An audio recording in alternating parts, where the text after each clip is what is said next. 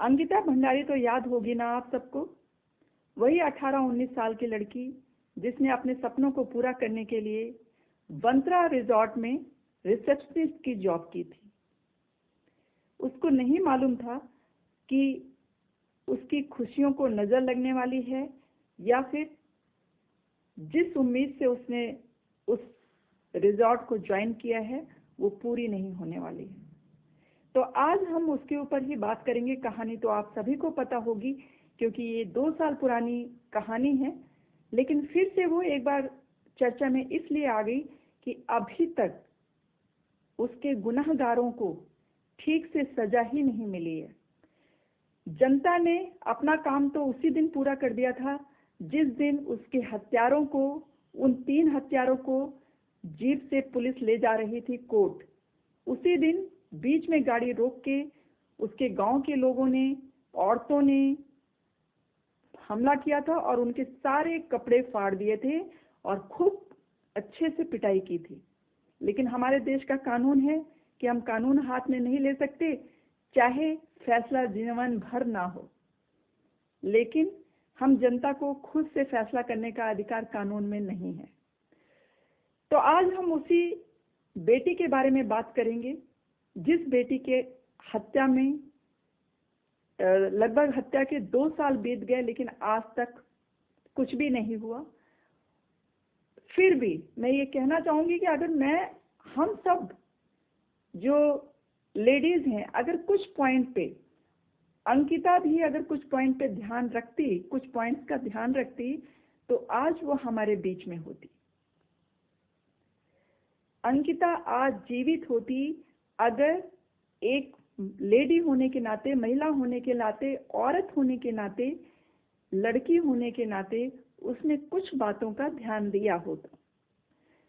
हम लड़कियों को कहीं भी कोई काम करना बुरा नहीं है, लेकिन समाज को देखते हुए अपनी सुरक्षा का ख्याल खुद ही रखना पड़ेगा। इसलिए आज हम उन पॉइंट्स पे चर्चा करेंगे। बीच बीच में कहानी भी आगे बढ़ती जाएगी, लेकिन फिर से वो एक बार रिमाइंड भी हो जाएगी जो कहानी आप लोगों को पहले से पता है और मुझे भी पता है। लेकिन अभी कल उसका फिर से मैं देख रही थी कि पेपर में कुछ न्यूज़ आई कि अभी तक उसके हत्यारों को पूरी तरह से सजा नहीं मिली है कानून के द्वारा। तो मैंने सोचा मुझे इस पे बात करना चाहिए कि हम लड़कियों को किन पॉइंट से अगर अंकिता ध्यान देती तो आज वो हमारे बीच होती, और हम लड़कियों को, हम औरतों को, हम लेडीज को किन बातों का ध्यान रखना चाहिए अगर हम बाहर जा रहे हैं नौकरी करने। तो क्योंकि अभी हमारी बहुत सारी बच्चियां हैं जो इस बात से सबक लेके आगे एक नई अंकिता भंडारी की तरह कोई कहानी ना हो जाए, उससे लेसन ले सकती हैं, सबक ले सकती हैं। तो पहली बात, अंकिता ने कहाँ पे अंकिता से गलती हुई? पहली, अंकिता का अब मर्डर हो चुका है, अब उसको हम वापस नहीं ला सकते, लेकिन कुछ बातों पे रोशनी जरूर डाल सकते हैं कि अगर अंकिता वो काम ना करती, उस पहलुओं पे ध्यान देती, तो आज वो हमारे बीच रहती और हमारी और आगे आने वाली जो बच्चियां हैं फिर से किन्हीं दरिंदों का शिकार ना हो, किन्हीं इस तरह के गलत नजरिए का शिकार ना हो। इसलिए ये पॉइंट रखना भी बहुत जरूरी है। नंबर 1, अंकिता को जब जॉब का बुलावा आया था रिसेप्शनिस्ट के लिए रिजॉर्ट में, तो उसका एक जो दोस्त था जिससे फेसबुक के जरिए उसकी दोस्ती हुई थी, उसका नाम दीप पुष्प था, तो हम लोग पुष्प ही बोलेंगे।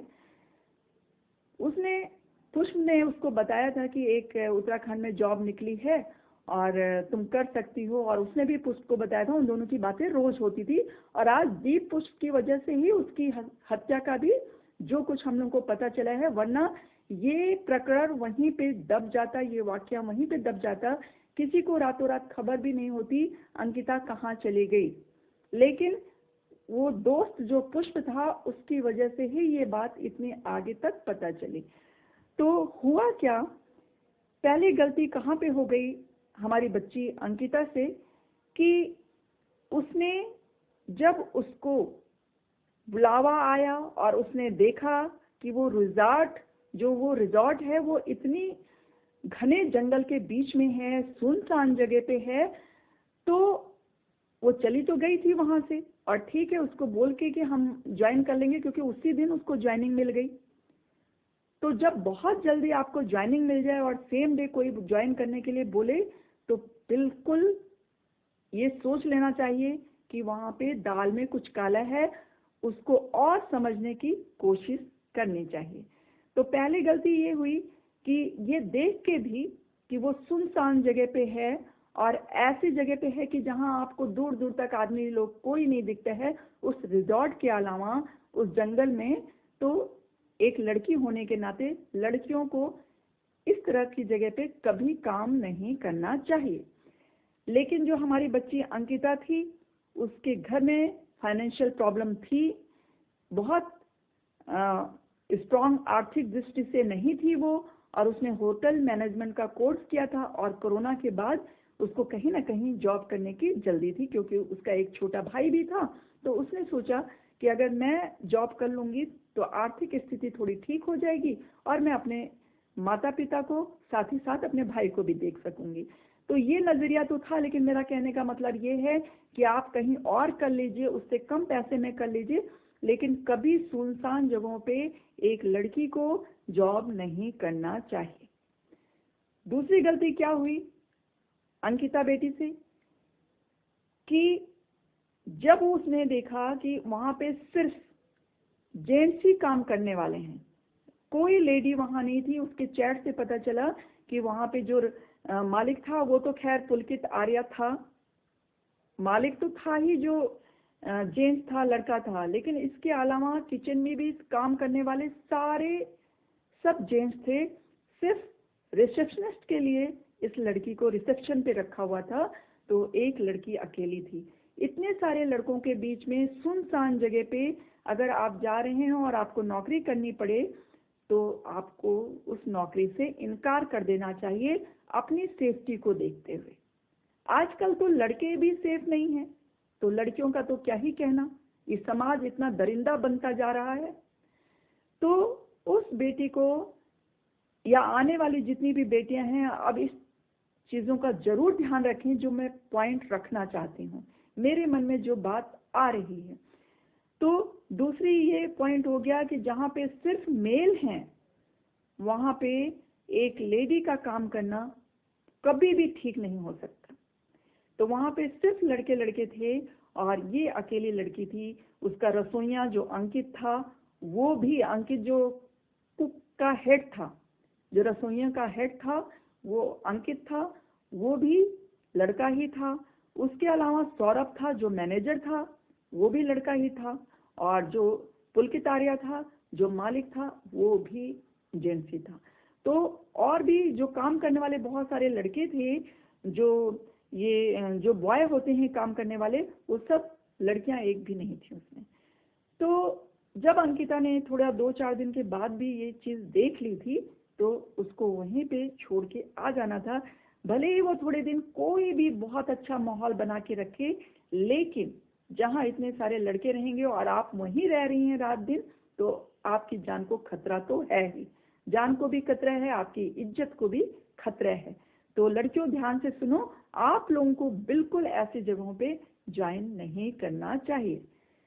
तीसरी बात, अगर ये दोनों भी परिस्थितियां वो निकाल ले गई, नहीं समझ पाई, तीसरी बात, उसने अपने चैट में, व्हाट्सएप चैट में अपने दोस्त के साथ अपनी जो फीलिंग है वो शेयर की है कि उसे लगता है यहाँ पे, उसको बहुत डर लगता है और लगता है कि कुछ ठीक नहीं चल रहा है। उसको जब आइडिया लग गया था कि यहाँ पे कुछ ठीक नहीं चल रहा है, और उस लड़की के साथ एक जो क्लाइंट था जो उस रिजॉर्ट में आया था, उसने कुछ बदतमीजी भी की थी, तो पुलकित आर्या ने, जो मालिक है, अपनापन दिखाते हुए, इन लोगों के सब ये ड्रामे होते हैं लड़कियों, समझो, ये पहले सिंपैथी दिखाते हैं, गेन करते हैं, और जब आप उन पे ट्रस्ट करने लगती हो, फिर वो आपके ट्रस्ट को चकनाचूर करने में जरा सा भी वक्त नहीं लगाते। तो मेरी बच्चियों, आप लोग ये समझो अच्छे से, ये दुनिया इतनी ज्यादा खतरनाक होती जा रही है कि आपको अपनी सुरक्षा का खुद ध्यान रखना पड़ेगा। अगर आप नौकरी भी करना चाहते हो तो आप ये सब चीज़ों का जरूर ध्यान रखना है आप लोगों को, ठीक है ना। तीसरा पॉइंट ये हो गया कि जब उसे पता चला था और किसी बंदे ने उसके साथ बदतमीजी की थी, उसी दिन उसको वो रिजॉर्ट छोड़ देना चाहिए था, लेकिन तब भी वो कुछ सोच के रह गई। वहाँ के बाद में स्टाफ ने बताया कि वो कई बार छोड़ने का उनका मन होता था, लेकिन ये लोग फिर उसको बहका ले जाते थे और फिर मन बदल जाता था। शायद उसको ये भी लगा होगा कि 1 महीने बीत जाए, मैं सैलरी ले लूँ, घर जाऊँ सैलरी लेके, तो कुछ काम हो सकेगा, घर में कुछ मदद हो सकेगी। हो सकता है उस लड़की ने ये सोचा हो। लेकिन मेरे बच्चों, पैसे का लालच छोड़ देना, अपनी जिंदगी तो बच जाती ना कम से कम, अगर वो उसी समय ये निर्णय ले लेती कि मुझे अब यहाँ नहीं रहना है, जिस दिन उसको थोड़ा आइडिया लग गया था कि यहाँ कुछ गलत हो रहा है। चौथी बात कि उसने ना तो ये ध्यान दिया कि वो सुनसान जगह पे रिजॉर्ट है, ना ये ध्यान दिया नंबर 2 कि सिर्फ लड़के ही लड़के क्यों हैं उस रिजॉर्ट में, कोई लड़की क्यों नहीं है काम करने वाली, क्योंकि आपका एक संगी साथी हो जाती अगर कुछ लड़कियां होती जिससे आप अपनी फीलिंग शेयर कर सकते थे। और तीसरी बात है कि जब उसको ये भी पता चल गया कि वहाँ पे कुछ गलत हो रहा है और इवन उसके साथ भी गलत हुआ, तो उस दिन भी उसको तुरंत छोड़ देना चाहिए था। अब आते हैं चौथे पॉइंट पे। उसके साथ एक दिन बहुत ज्यादा झगड़ा होता है पुलकित आर्या का, अंकित का। अंकित पे थोड़ा बहुत वो विश्वास करती थी, और लेकिन जब झगड़ा हुआ तो सारे वर्कर्स बता रहे थे कि ये तीनों का झगड़ा हुआ था, सौरभ का, अंकित का और पुलकित आर्या जो कि किसी नेता का बेटा था। इन तीनों की जब इतनी लड़ाई हुई थी, उसके बाद ही कुछ देर बाद ही, पहले सब सारे स्टाफ ने देखा कि वो, मेल स्टाफ ने देखा, बाद में उन्होंने बयान भी दिया कि वो रो रही थी बहुत तेज तेज, और एक बार तो उसने ये भी कहा था कि मेरा सामान लाओ, मैं घर जाना चाहती हूँ, मेरा सामान दुकान तक छोड़ दो। लेकिन फिर उन लोगों ने उसको बहका लिया, फुसला लिया, और वो फिर से मान गई। और उससे भी बड़ी गलती क्या की उसने कि उन लोगों ने बोला चलो मूड को ठीक करने के लिए हम लोग घूमने जाते हैं बांध तक। कोई बांध था जहां वो घूमने जाना चाहते थे, और वो उस रिजॉर्ट से काफी दूर था, कम से कम 3 से 4 घंटे की दूरी थी जाने आने में। तो जब इन लोगों की इतनी लड़ाई हो गई थी और सिर्फ लड़के ही लड़के थे जो कह रहे थे कि चलो मेरे साथ घूम के आओ, और वो घूमने के लिए तैयार हो गई उन चारों के साथ, ये उसकी सबसे बड़ी गलती थी। जब उन लड़कों के साथ उसकी तुरंत लड़ाई हुई थी, और वैसे भी उसे मालूम है अगर लड़ाई नहीं भी होती तब भी एक लड़की को कभी भी सिर्फ 3-4 लड़कों के साथ एक अकेले लड़की को कभी कहीं भी नहीं जाना चाहिए, चाहे वो उसके अपने चाचा ताऊ के ही लड़के क्यों ना हो। उसको अपने सगे भाई के अलावा कभी भी किसी लड़के के साथ या लड़कों के साथ, जो ये 3 लड़कों के साथ गई थी, और अंकित के तो ये पीछे बैठ के गई थी, 2 लड़के स्कूटी पे बैठ के गए और एक लड़का मोटरसाइकिल पे था जिसके पीछे ये बैठ के गई, या फिर स्कूटी वाले के पीछे ये बैठ के गई थी, इतना मुझे याद नहीं है। लेकिन 3 लड़के थे और 2 टू व्हीलर थे जिसके पीछे एक लड़के के पीछे ये बैठ के गई थी। तो लड़कियों, ये गलती हरगिज ना करना कि जहां सिर्फ लड़के लड़के हों और आपको घुमाने की बात कर रहे हों, वो भी अपनी जगह से काफी दूर, तो बिल्कुल वहां नहीं जाना चाहिए था अंकिता को। और वहीं पे ले जाके उन लोगों के मन में पहले से, जब से इसकी लड़ाई हुई थी, इसने कुछ गलत कामों का सहयोग करने के लिए मना कर दिया था उन लोगों को, तभी से उनके मन में ये प्लान चल रहा होगा। तो इस लड़की को चाहे प्लान चले या ना चले, लड़कों का कोई भरोसा नहीं है कि वो लड़की के साथ, अकेली लड़की गई है और वो सुरक्षित छोड़ देंगे उसको। इसलिए किसी भी उम्र की महिला हो, कभी भी लड़कों के साथ उसे अकेले नहीं कहीं बाहर जाना चाहिए।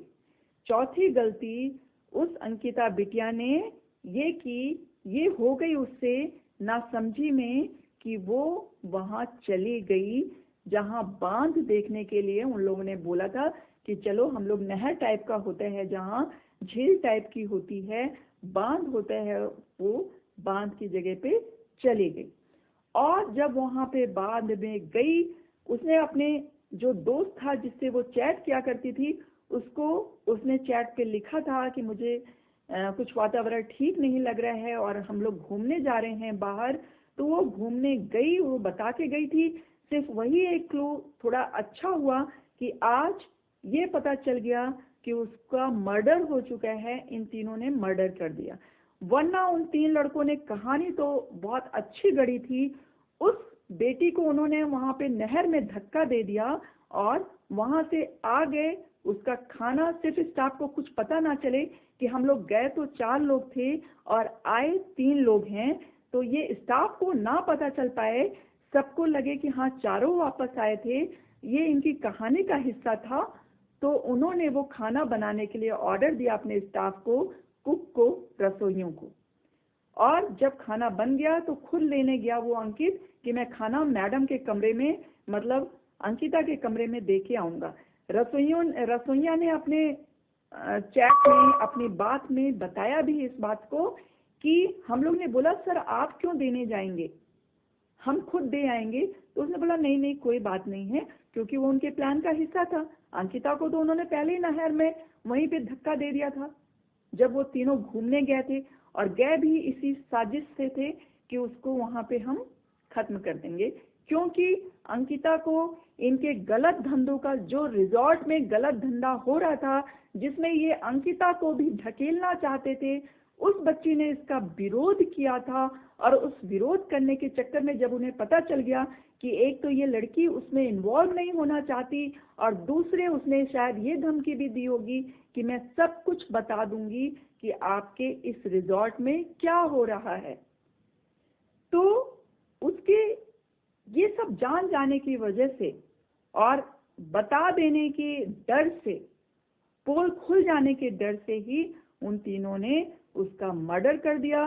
प्लान करके उसको लेके गए बांध दिखाने, नहर दिखाने के लिए। और कहते हैं अंकिता को घूमने का बहुत शौक था। चाहे बच्चों आप लोगों को जितना भी, मेरी बच्चियों, घूमने का शौक हो, लेकिन इतना ध्यान देना है कि चाहे वो कितने भी अच्छे लड़के हों, आपको आपके साथ लड़कियों की संख्या जरूर होनी चाहिए जब आप लड़कों के साथ बाहर घूमने जा रहे हैं। कभी भी अकेली लड़की को नहीं जाना चाहिए।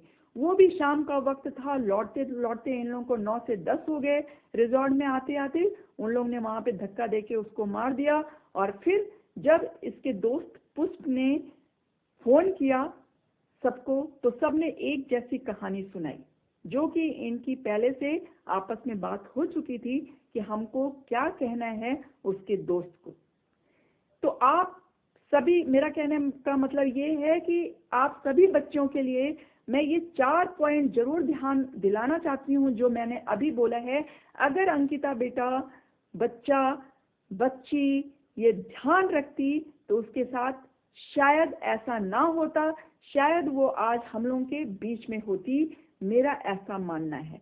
तो हम लड़कियों को, जमाना जितना भी एडवांस हो जाए, हम औरतों को और हमारी बच्चियों को, नौजवान बच्चियों को तो ये जरूर ध्यान रखना है कि आप कितने भी पढ़ लिख जाएं, लेकिन ये जमाना आपको उसी नजर से देखता है जो उनकी गंदी नजर है। तो कभी भी अपने आप को इतना रीचेबल किसी के लिए ना बनाइए कि कोई भी कभी भी आपका फायदा उठा सके। अगर कुछ बातों का ध्यान मेरी बेटी ने रखा होता, अगर ये सब सोचा होता और शुरू में ही निकल जाती, उनके मंसूबे जो 2-3 बार वो देख चुकी थी, तो आज वो हमारे बीच जिंदा होती। खैर, अब मैं ये कहानी यहीं पे बंद करती हूँ। अगर आप अंकिता भंडारी की पूरी कहानी सुनना चाहते हैं तो आप मुझे मैसेज करके बताएं, मैं अंकिता भंडारी की पूरी कहानी लेके आऊंगी कि उसने कैसे ज्वाइन किया और ज्वाइनिंग के बाद क्या हुआ, स्टेप दर स्टेप, और फिर उनकी मौत कैसे हुई और मौत के बाद का किस्सा। आज तो मैंने इस बेस पे आपको ये 4-5 चीजें बतानी चाहिए, क्योंकि ये मेरे दिमाग में आया, अभी तक किसी ने ये पॉइंट नहीं रखा था, तो मुझे लगा कि हम लोगों का काम है अपने बेटा और बेटियों को सुरक्षित रखना। तो जो हम बोल सकते हैं, कह सकते हैं, समझा सकते हैं, वो तो हमें बोलना ही चाहिए। लेकिन अगर आप पूरी कहानी सुनना चाहते हैं, फिर से मैं जहाँ तक सोच रही हूँ कि ये 2 साल पहले की कहानी है, सच्ची कहानी है अंकिता भंडारी की, तो आप लोगों को ये कहानी पूरी पता होगी।